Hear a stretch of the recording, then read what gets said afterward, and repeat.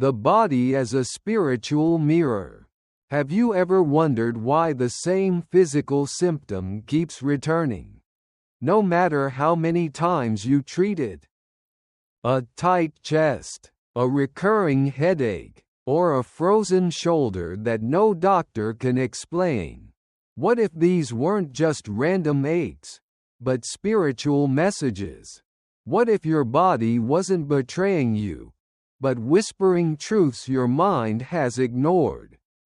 In the sacred traditions of Buddhist teachings, the body is not merely flesh and bone.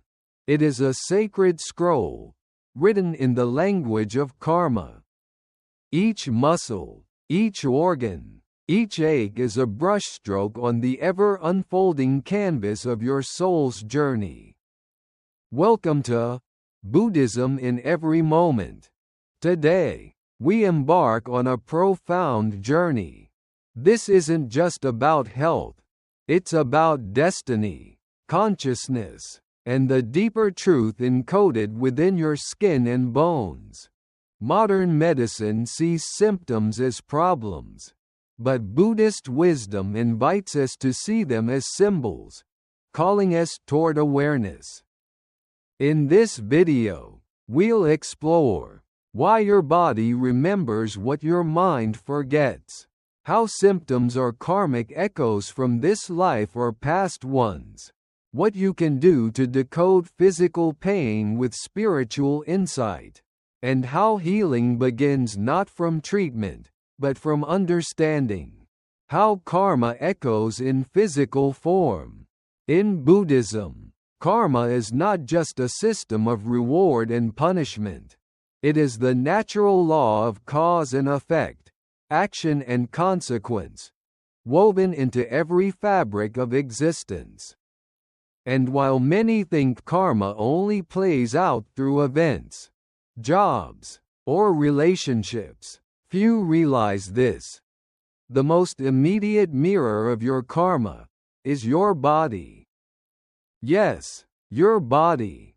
Every sensation, from a pounding headache to an aching lower back, carries a karmic fingerprint. Sometimes it's subtle, like tightness in the jaw when you're suppressing truth.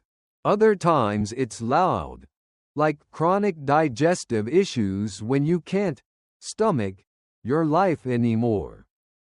This isn't metaphorical, it's deeply spiritual. Let's break it down. 1. Chronic pain as unlearned lessons.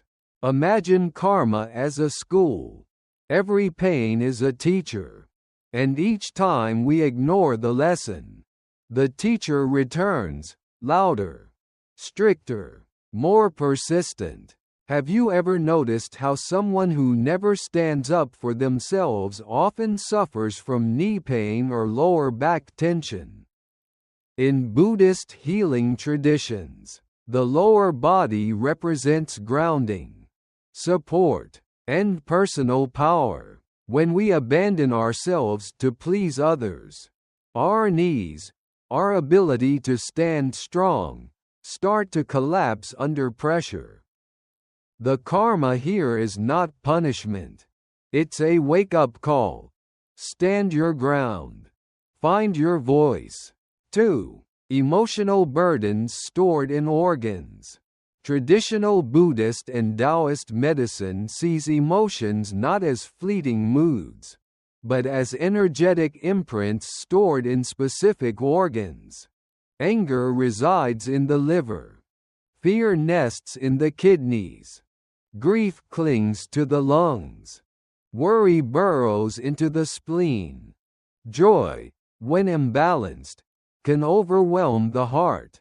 When these emotions are unresolved, they weigh down the organs, causing real illness. You might go for tests and scans, but nothing shows up, because the root is energetic, karmic. It is your spiritual body crying out through your physical one. 3. Physical posture reveals past lives. One monk in northern Thailand told a story of a boy who always walked with his head tilted to the right. No doctor could fix it. But during a silent retreat, the boy recalled a vision. He had been executed by sword in a past life. Beheaded from the left side. The stiffness was not a muscular issue. It was karmic memory. You may not believe in reincarnation. That's okay. What matters is this. The body never forgets. Every trauma, every betrayal, every unresolved karmic loop leaves a scar, some visible, some energetic. 4. The body reflects the mind. A restless mind creates insomnia. A fearful heart tightens the chest. A suppressed voice clogs the throat. These are not coincidences. They are karmic echoes. One Buddhist nun once said, "The body keeps the score, not in numbers, but in sensations." This is why, when people begin to meditate deeply, they often experience strange pains, old memories, tears without clear cause. It is the body releasing karmic knots, one breath at a time. 5. Karma is also collective. It's not just personal. Sometimes, your body carries the karma of your lineage. Your mother's grief, your father's silence, your ancestors' suffering. The body becomes a vessel not only of your own past, but of generational echoes. And here lies the great invitation of Buddhist wisdom. To not fight the pain, but to honor it. Not to run, but to bow. Every ache is not an enemy. It is a messenger. A bridge between who you are and who you are becoming. Real-life glimpse. The case of Mira. Let me tell you about Mira, a 37-year-old woman from San Francisco who came to a Buddhist healing center after years of battling jaw pain. She had tried everything: mouth guards, surgery consults, massage therapy. Nothing worked. In a retreat setting, under deep meditation, she broke down crying, not from physical pain, but from the realization, all her life, she had silenced herself to avoid conflict. She smiled when she wanted to scream, bit her tongue when she should have spoken. Her jaw wasn't broken. Her truth was. After that, her healing began, not with medicine, but with honesty, with her finally saying what needed to be said. She now teaches conscious communication and credits her pain as the teacher that changed her life. That is karmic healing. Real stories of awakening through illness. Illness, pain, or chronic discomfort is often seen as an enemy, something to battle, something to suppress. But in Buddhist teaching, suffering is not the end, it is the beginning. The body, when honored as a sacred messenger, becomes a gateway to insight. In this section, we will explore real-life stories of individuals whose spiritual awakening began in the most unexpected place: their physical suffering. Let these stories serve as mirrors. Perhaps you'll find a reflection of your own journey within them. Story 1. Daniel's heart attack wasn't a curse. It was a conversation. Daniel was a 55-year-old corporate executive in New York. His life was a cycle of stress, board meetings, flights, deadlines, caffeine, and suppressed emotions. He often said, "I don't have time to feel." One morning, while pouring his fourth coffee, He collapsed from a massive heart attack. After his recovery, he met a Buddhist teacher who told him gently, "Your heart didn't betray you.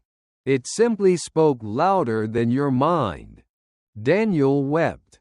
For the first time, he realized his body had been whispering for years.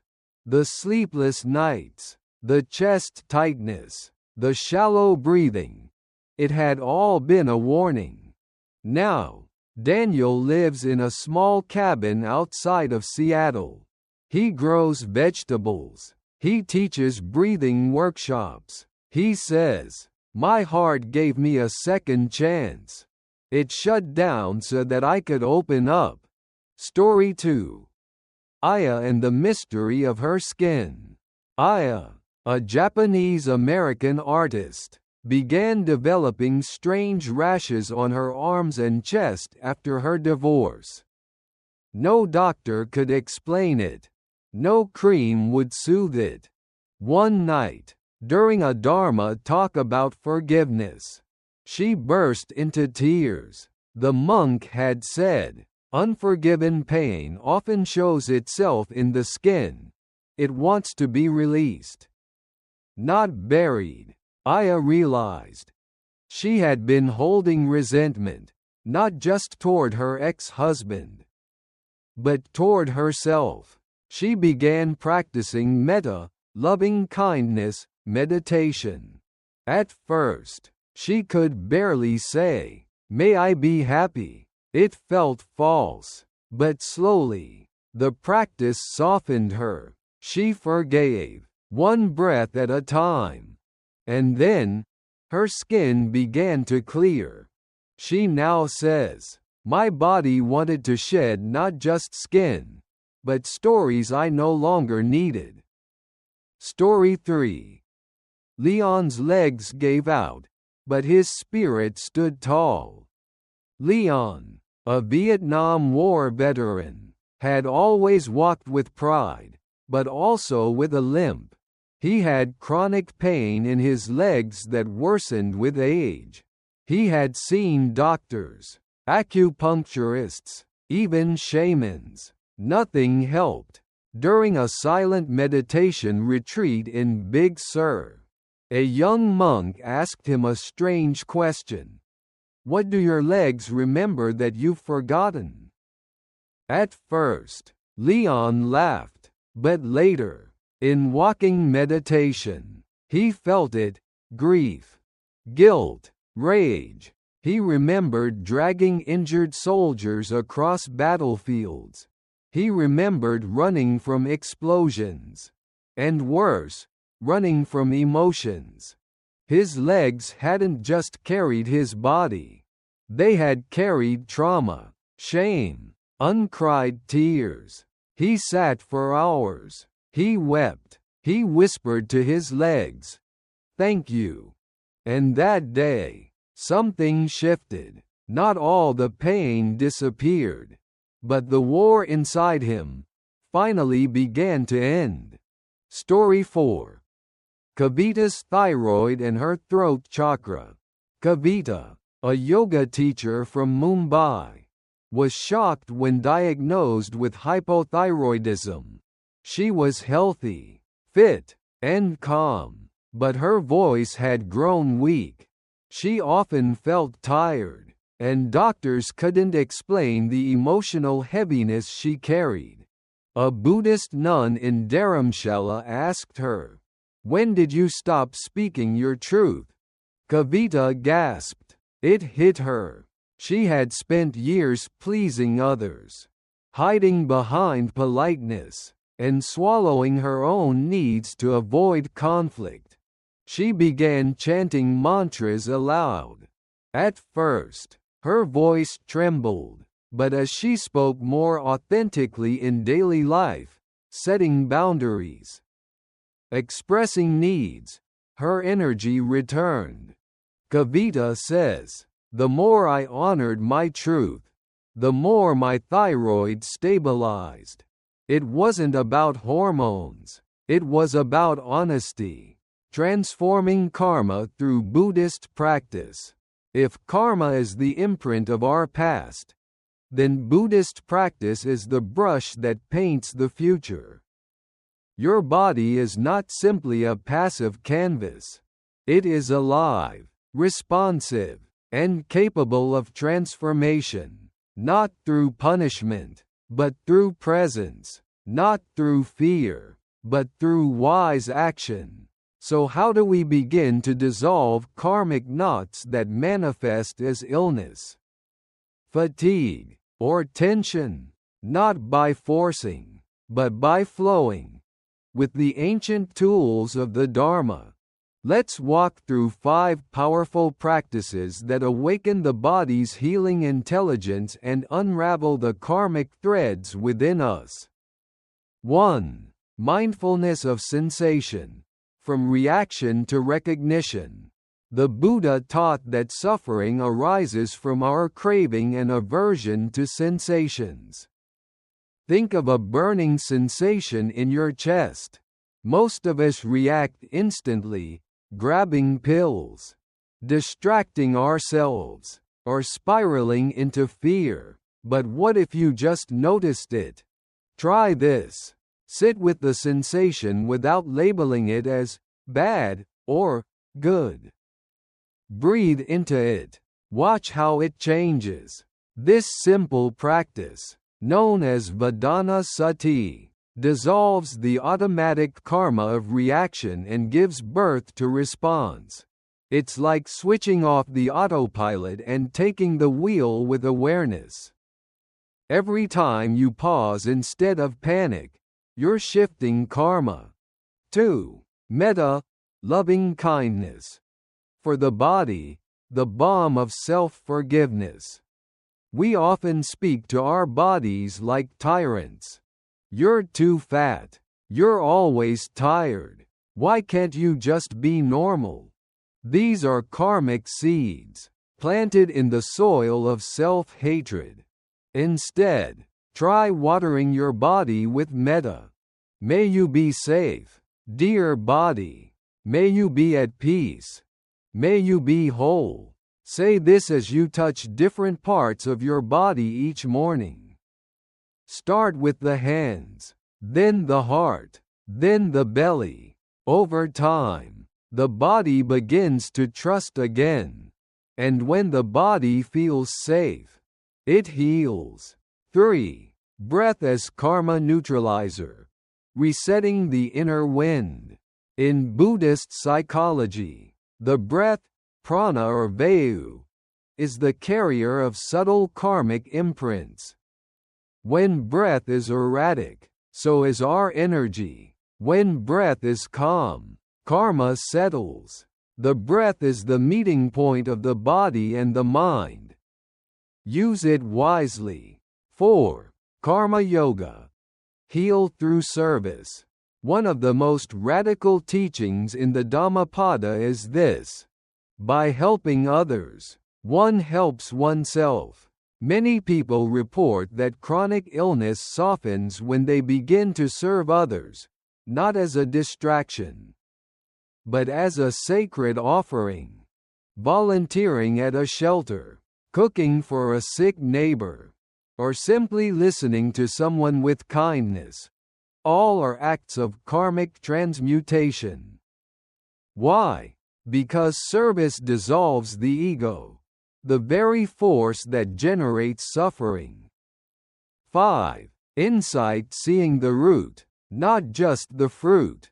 Pain is a fruit. Karma is the root. With deep meditation, we begin to observe how thoughts, emotions, and physical sensations interlink. We see the chain. How anger leads to tension in the jaw, which leads to headaches, which leads to frustration, which leads to more anger. Insight breaks this cycle. Ask, what am I clinging to right now? Or, what lesson is this pain teaching me? This turns the body into a living koan, a riddle that leads to realization. A deeper truth. The body is not the enemy. We must dispel a common misunderstanding that spiritual awakening requires escaping the body. In Buddhism, the body is not something to transcend, it is something to understand. Even the Buddha's own enlightenment was grounded in his body. Under the Bodhi tree, he felt the earth, he faced hunger, fatigue, and temptation not by running from the body, but by sitting firmly within it. So should we. Each ache can become an invitation. Each symptom, a scripture. Each breath, a bridge. Let the body be your temple, not of worship, but of witnessing. The body is a temple. The symptom is a teacher. Take a slow, deep breath. Feel the air move through your lungs. Now, ask yourself, what has your body been trying to tell you that your mind refuses to hear? In the silence between thoughts, you might realize this truth. Your body is not against you. It is not broken. It is not a mistake.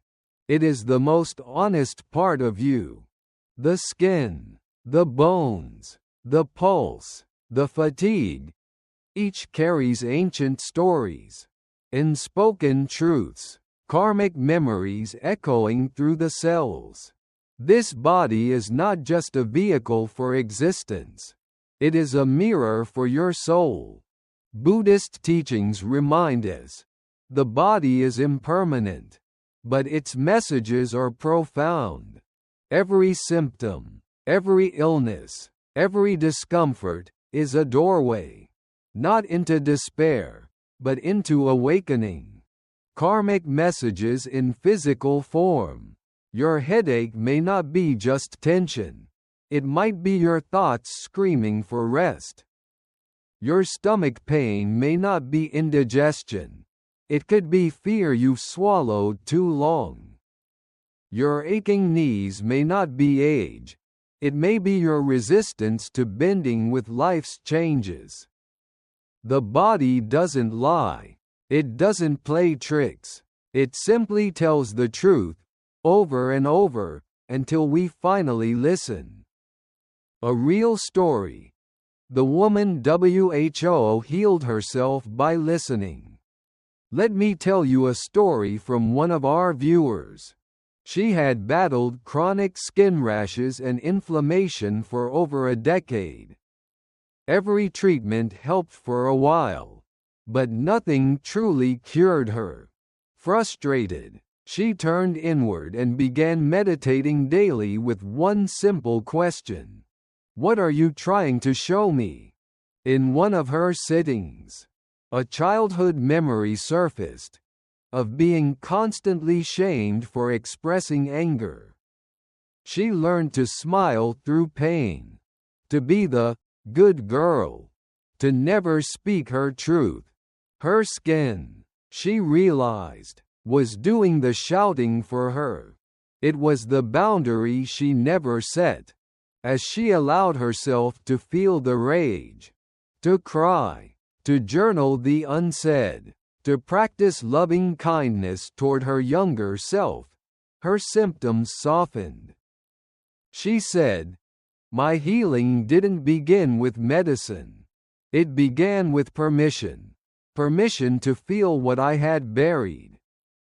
This is the path, not suppression, not war, but witnessing. 5 soul lessons hidden in your symptoms. Here are 5 core spiritual lessons your body might be whispering through pain, fatigue, and dysfunction. Pain is not punishment. It is a pointer, a compass to something unresolved. Your symptoms are not random. They often mirror the areas of life where you've been silenced, repressed, or overextended. Chronic illness often holds chronic emotion. What the mouth cannot say, the body will speak. True healing is not the absence of discomfort. It is the presence of awareness and compassion. Your body is not a project. It is a partner, a sacred collaborator in your karmic evolution.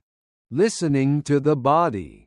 Each night before bed, sit quietly, close your eyes, put one hand on your heart, the other on your belly, and ask, "Body, what are you feeling that I'm ignoring?"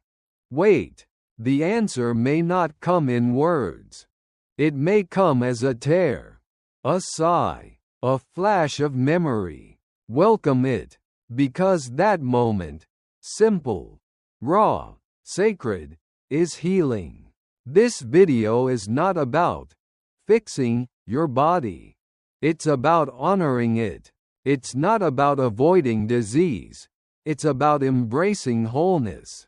The Buddha said, "Your work is to discover your world and then with all your heart. Give yourself to it. Your body is part of that world.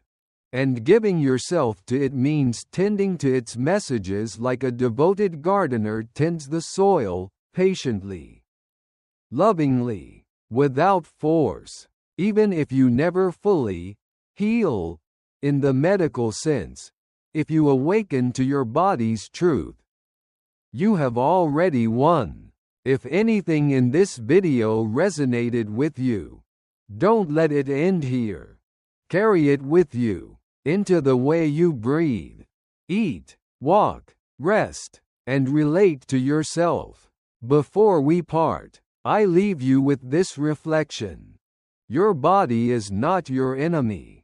Your karma is not a curse. Your symptoms are not failures. They are your soul's way of saying, "I am still here. I am still speaking. I am still worthy of your love." Now, dear friend, what message has your body been trying to give you? Leave your comment below. Let us witness your truth. And if you know someone silently suffering, share this video. You might be the light they didn't know they needed.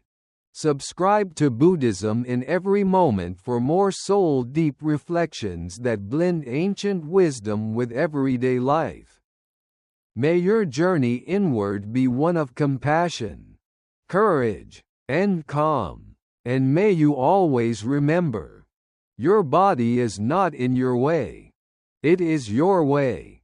What science and spirituality reveal. Let us now explore the fascinating intersection where spiritual insight meets modern science, where the language of the body is interpreted both through the microscope and the meditation cushion. What happens when ancient wisdom about karma meets contemporary research on psychosomatic health? The answer: a profound unveiling of how our bodies faithfully record every emotional imprint, every karmic echo. Case Study 1. Maya and the Weight of Grief, the Heart as a Karmic Recorder. Maya, a 44-year-old woman, suffered from chronic tightness in her chest and intermittent heart palpitations. Her cardiological exams came back normal. From a Western medical perspective, the symptoms were labeled as idiopathic, of unknown cause. But through a somatic therapy session, and later during a 10-day Vipassana retreat, Maya began to unravel an emotional truth. She had never fully processed the death of her father, who passed away suddenly when she was 13. In Buddhist terms, grief left unresolved becomes stored energy. The heart, associated in many traditions with emotional openness and compassion, becomes the karmic container for this unprocessed sadness. As Thich Nhat Hanh once said, "The sorrow we carry is often older than we are." Maya's healing began not with medication, but with forgiveness, inner child work, and meditative compassion toward her younger self. Gradually, her symptoms faded, as if the body had finally been heard. Case Study 2. Derek's back pain, the burden of unspoken responsibility. Derek, a 38-year-old accountant, began experiencing debilitating lower back pain. He had no injury, no slipped disc. MRI scans showed mild disc degeneration, nothing unusual for his age. Yet, every morning, he felt like he was carrying a boulder on his back. During a mindful movement therapy session, the facilitator asked him, "What are you carrying in life that isn't yours?" That question hit something raw. Derek broke down in tears. As the eldest son in an immigrant family, he had unconsciously taken on the burden of everyone's dreams, disappointments, and survival. The back, according to both somatic psychology and yogic teachings, represents support and self-worth. When overwhelmed, it buckles under the weight of karmic expectation. Modern neuroscience shows that chronic stress alters muscle tension and nervous system function. But what it doesn't always explain is the existential weight many of us carry.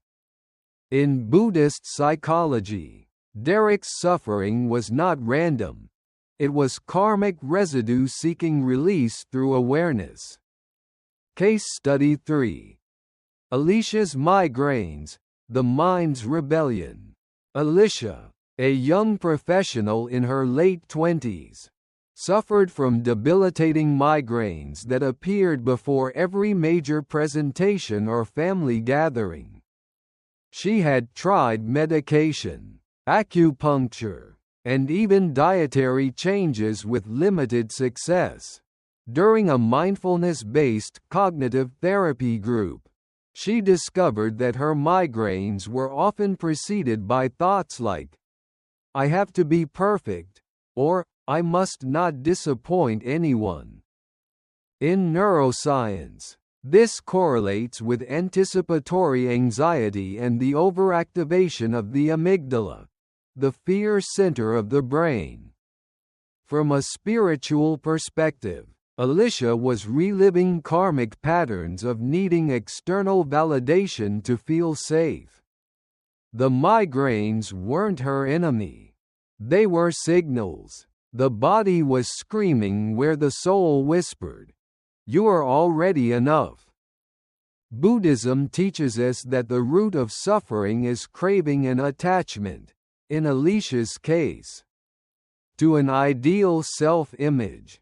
Her healing came not from controlling the pain, but from accepting its message. Mirroring science and spirituality. What do these stories teach us? Scientific disciplines like psychoneuroimmunology and epigenetics are beginning to echo what Buddhist sages have long intuited: that trauma and emotional suppression affect not only our minds, but our immune responses, inflammation levels, and even gene expression. Dr. Gabor Mate, a physician who bridges medicine and mindfulness, argues that the body says no when we do not honor our authentic feelings. This insight mirrors Buddhist teachings that dukkha, suffering, arises when we are out of alignment with truth, inner or outer.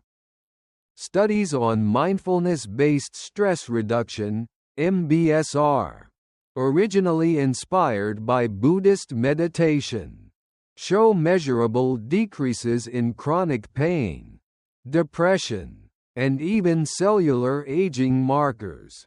This is not mere placebo. It is karma in action. Change your mind, and your biology follows. The karmic intelligence of the body. The body is not a mechanical machine randomly breaking down.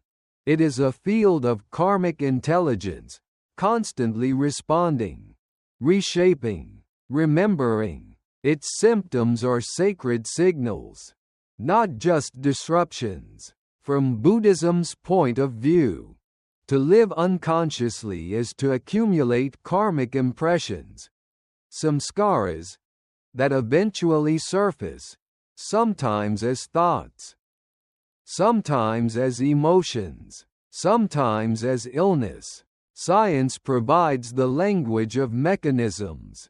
Spirituality gives us the language of meaning. Together, they reveal that pain can be a portal, dis-ease can be a teacher, and the body can be a bridge, not a barrier, to awakening. Daily listening to your body. Let's now move from reflection to embodiment. It's one thing to understand that the body reflects our karma, emotions, and spiritual blockages. But how do we actually listen to this sacred instrument each day? Not just when pain forces us to pay attention. In the Buddhist path, awareness is not a weekend retreat. It is a daily practice. Listening to your body doesn't mean obsessing over every ache. It means approaching the body as a wise friend, not a malfunctioning machine. Not an enemy to conquer.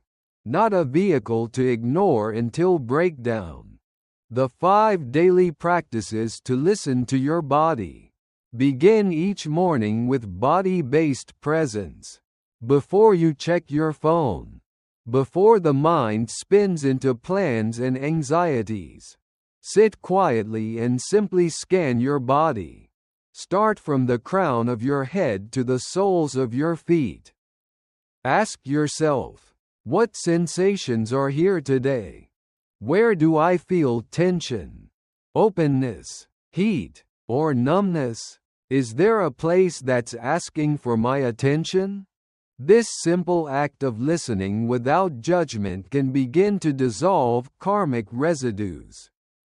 In Buddhist mindfulness, sati, body awareness is the first foundation of insight. You start not with ideas, but with embodiment. Observe the pain without identifying with it.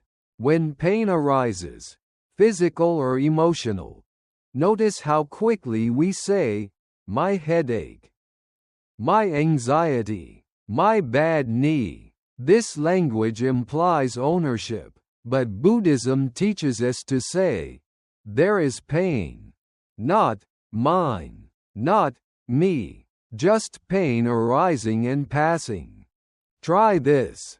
When discomfort shows up, breathe into it. Label it neutrally. Tightness in chest. Burning in stomach. Throbbing in temple. Then ask, what might this be trying to reveal, emotionally? Spiritually? Karmically? Often, pain is not asking to be fixed. It's asking to be acknowledged. Use movement as meditation. You don't have to sit still for hours to access your body's wisdom. Gentle yoga, walking meditation, or even stretching with awareness can awaken insights. When you walk, feel each step as an offering to the earth. Notice how your body balances, shifts, breathes. Ask, where am I holding that I could release? Movement uncovers patterns. That shoulder that always hunches? It might be your fear of visibility. The hips that clench? Perhaps in spoken anger. Awareness in motion becomes karma in release. Practice loving touch and self-compassion. In many cultures, touch is medicine, yet we often withhold it from ourselves, especially when we're in pain. In Buddhist compassion practices, you can place your hand over an area of pain and say, May you be safe. May you be free from suffering. May you awaken to your true nature. This is not self-pity. It is reverence. A wounded child inside you, a karmic remnant, may be waiting for your gentle hand, your warm breath, your presence. End each day by asking, what did my body teach me today? Before sleep, journal or reflect. What emotions did I feel in my body? What message tried to get my attention?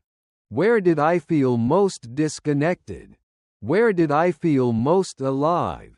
In doing this, you train yourself to see the body not as an obstacle to spiritual life, but as the vehicle for it. You become fluent in the language of somatic wisdom. Karma becomes something you can interact with, not just endure. When you listen, your body changes. What happens when you truly listen daily? Chronic symptoms often soften, because the body no longer needs to scream. You begin catching karmic patterns earlier, before they manifest as illness. You build an inner temple of trust, knowing that your body is not betraying you. It's loving you in the only way it knows how, through sensation. The Buddhist way is not escape, it is intimacy. Many people turn to spiritual life hoping to transcend the body. But true Buddhist practice doesn't bypass the body, it blesses it. The Buddha himself, in his final teachings, emphasized, "Be a lamp unto yourself. Dwell in the body. Not escape it, not reject it, but dwell, deeply, lovingly. When you listen, you heal. When you honor, you transform. When you stay close, to pain, to joy, to silence, you awaken. Transforming suffering into insight. Take a breath. Let everything you've just heard settle into your chest, your spine, your belly, the sacred vessel that has carried you through every storm, every joy, every forgotten miracle of being alive. If there's one truth that threads through all the teachings of the Buddha, it is this: suffering is not the end of the story. It is the beginning of awakening. Your body, in all its complexity, pain, fatigue, and beauty, is not a random biological accident. It is the living manuscript of your karma, written in muscle, breath, bones, and blood. Each sensation is a syllable. Each chronic ache is a paragraph. And each moment you choose to listen rather than ignore, you turn a page in the book of your becoming. We are conditioned to flee from discomfort, from illness, from aging, from emotional pain, but the Dharma teaches a different way: not to run from suffering, but to bow before it. Because suffering, when held with mindfulness, becomes insight. Let me remind you, the Buddha's own path began not in temples or celestial realms, but in witnessing suffering, the sickness, aging, and death that all beings must face. That was the spark. That was the doorway. Likewise, your pain is not a punishment. It is an invitation to wake up, an invitation to ask deeper questions. What karmic lessons am I being asked to integrate? What emotional patterns are surfacing for liberation? What am I resisting in my body, that I could begin to embrace? Your body is your first Zen master.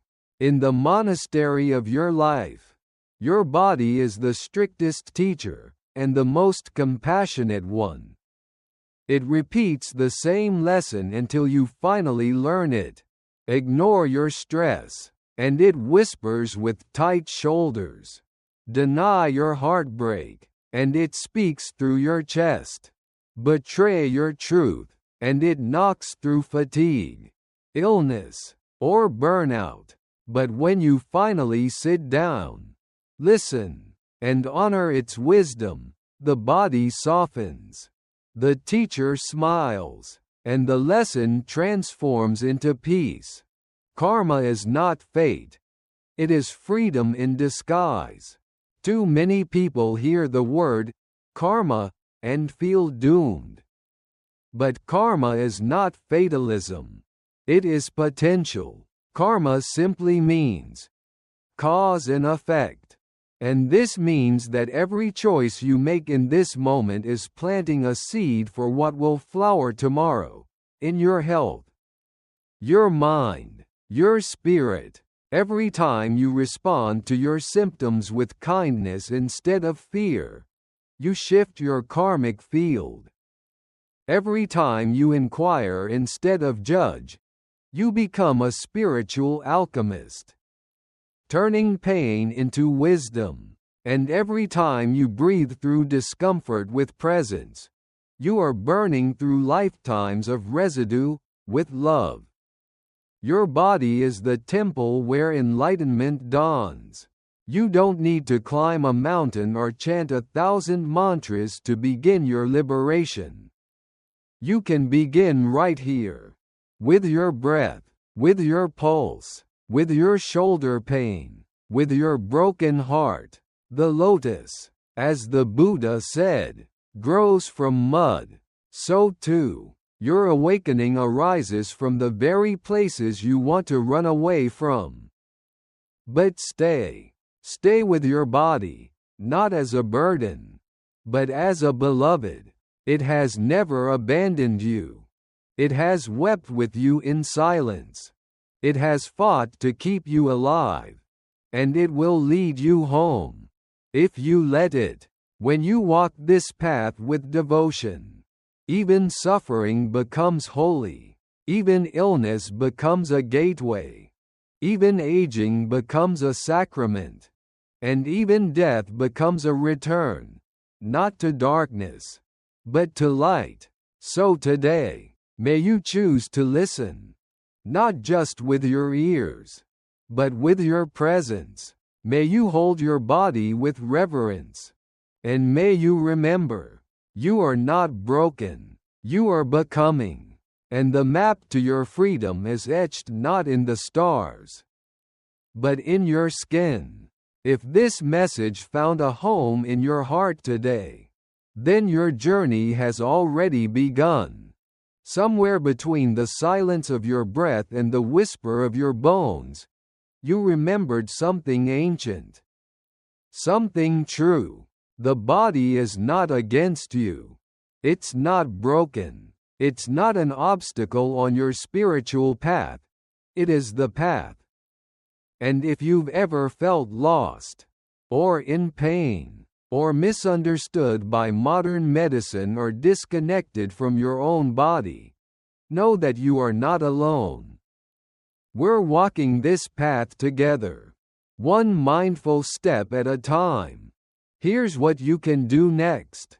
If this video resonated with you, subscribe to the channel, not just for content, but for companionship. Every week, we dive deep into the teachings of Buddhist wisdom as they apply to real, modern life. No robes required, just a curious mind and an open heart.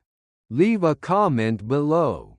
Tell me, what part of this video spoke most deeply to you? What has your body been trying to tell you lately?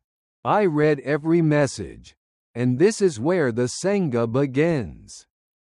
Share this video with someone you love, a friend who's struggling with chronic pain, a parent who feels ignored by doctors, a partner who's lost touch with their body. This video might be the mirror they've been needing.